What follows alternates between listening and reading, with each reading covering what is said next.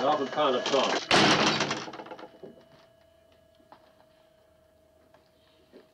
There's a cold edge to Martin Ritt's deadly tale of deceit, a wrongness which inhabits every dark corner.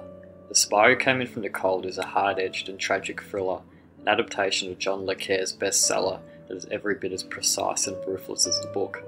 The director achieves a seedy elegance essential to the intricate story's impact, with the help of his seamless ensemble, Oswald Morris's excellent monochrome camera work, and Burton, who delivers a towering performance as a self-destructive anti-hero that's second only to his turn in Who's Afraid of Virginia Woolf as the finest of his career.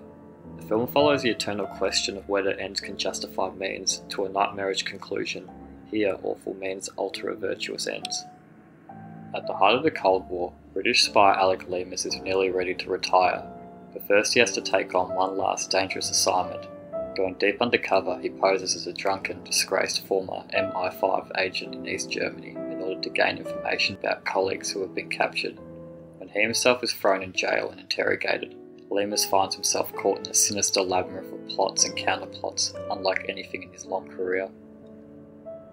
Le Carrè's view of espionage as an extension of the ugly soul-grinding side of Cold War politics was more than a slap at the Bond books and the movies that preceded them.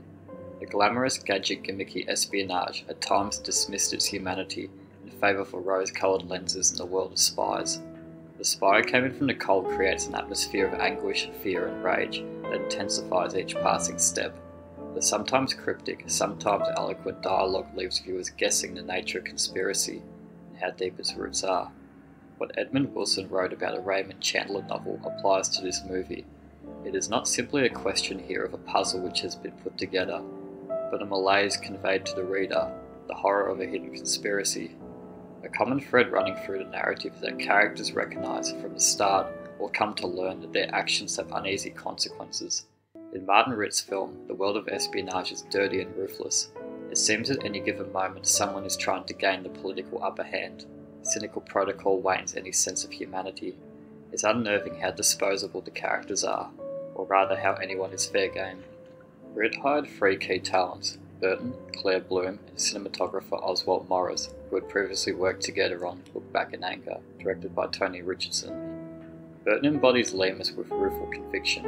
He uses his stout body and bagged eyes to morph into this nihilistically tired soul. Days after you see it, one of Burton's distinctive ravaged looks or sardonic verbal turns will surface in your consciousness. Oscar Werner and Bloom nearly match him.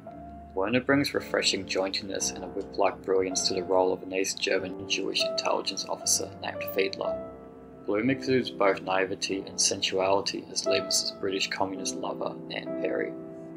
The Spy Who Came In From the Cold is an excellent contemporary espionage drama that effectively conveys the seedy ruthlessness of Cold War politics.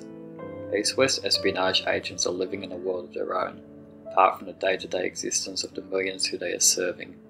This pitch-perfect adaptation of John le Carrè's bestseller captures the Cold War in all its complexity. Richard Burton delivers a powerfully gripping performance as a self-destructive spy coming in from the cold.